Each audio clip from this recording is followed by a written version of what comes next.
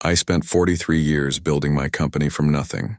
When I started, all I had was an old pickup truck, a borrowed toolbox, and a promise to my late wife that one day, our family would never struggle again. Every sacrifice, every sleepless night, every missed holiday was for one purpose: to leave something meaningful for my son Daniel. By the time I turned 70, the company had become one of the most respected construction firms in the state. Hundreds of employees depended on it, and I believed the time had finally come to retire. My lawyers prepared the paperwork to transfer ownership to Daniel, who had worked beside me for the past 10 years. Everyone congratulated him. Friends called him the future of the business. Even I felt proud, watching him stand confidently beside me during meetings. There was only one person who seemed strangely uncomfortable: Maria, my housekeeper. Maria had worked for my family for 25 years. She had watched Daniel grow from a little boy into a businessman. She was quiet, respectful, and never interfered with family matters.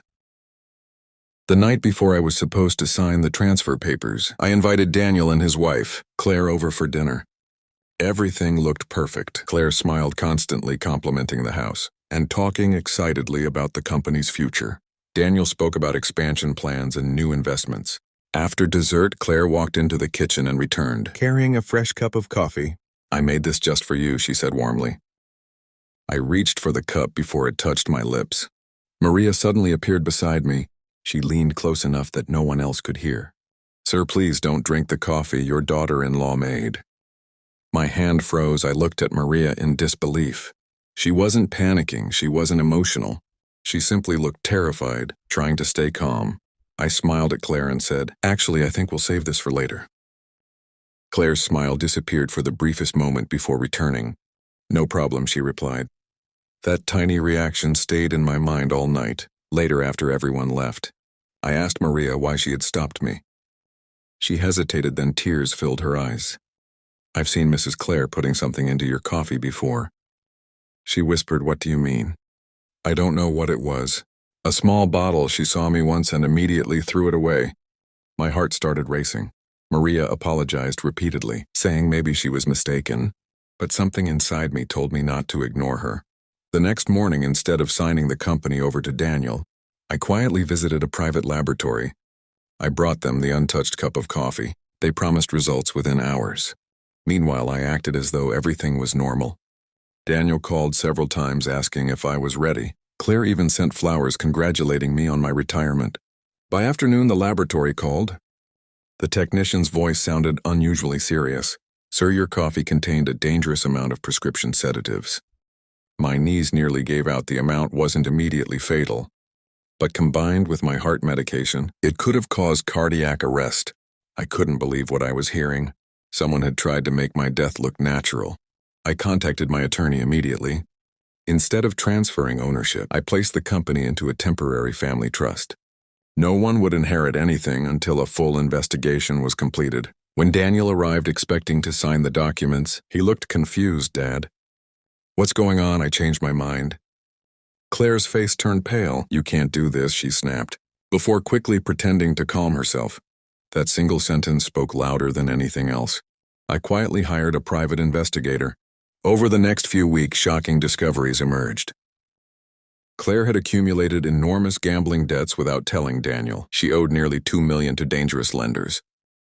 Her internet searches included phrases like heart medication, overdose symptoms, natural-looking poison, and how long sedatives stay in the bloodstream. Security footage from a pharmacy showed her purchasing the exact medication found in my coffee. The evidence became impossible to ignore, but one question remained. Did Daniel know the investigator spent another month digging deeper?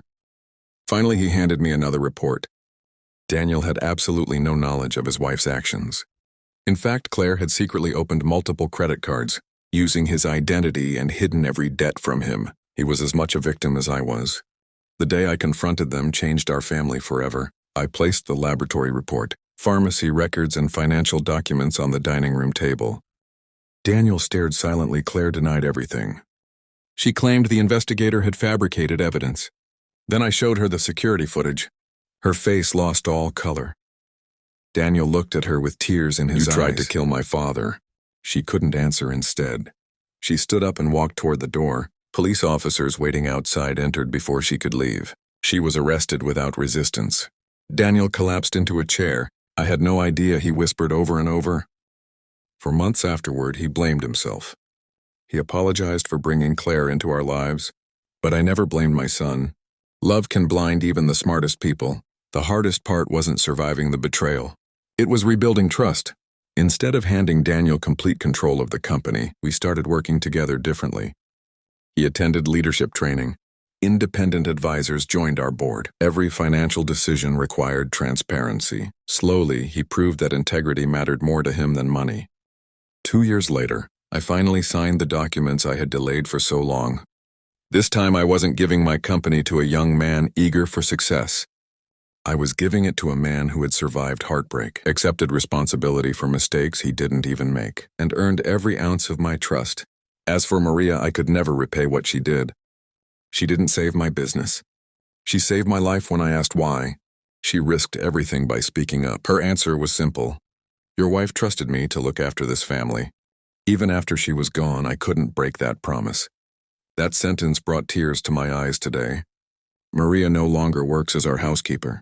She retired with a fully paid home, lifelong financial support, and a place at every family gathering. People often ask me what the greatest lesson of my life has been. It isn't about money, it isn't about business. It's this: betrayal rarely comes from strangers. It usually comes wearing the face of someone you've welcomed into your home. But loyalty can also appear in the quietest people. The ones who expect nothing in return, except the chance to do what is right. And every time I pour myself a cup of coffee, I remember that one whispered warning that gave me a second chance at life.